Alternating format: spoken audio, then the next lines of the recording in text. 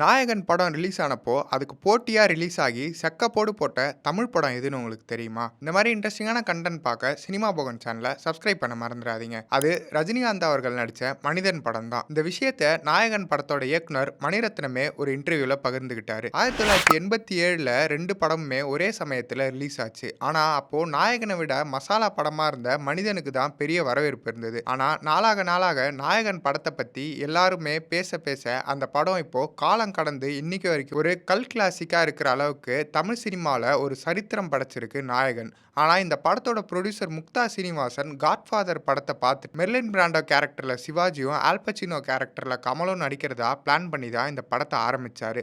சிவாஜி அவர்களுக்கு அட்வான்ஸ் எல்லாம் கொடுத்ததுக்கு அப்புறம் கமல் அவர்கள் மணிரத்னம் அவர்களை கூட்டிட்டு வந்து இந்த படத்தை இவர் டைரக்ட் பண்ணிட்டோன்னு முக்தார் சீனிவாசன் சொல்லியிருக்காரு.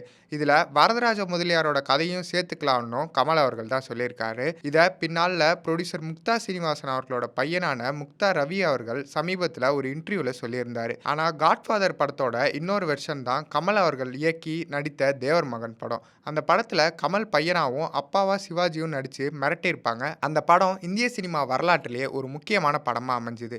இப்போ பல படங்கள் ரொம்ப நேரம் டியூரேஷன்ல ஷூட் பண்றதால பார்ட் 1 பார்ட் 2 பிரிக்கிறாங்க.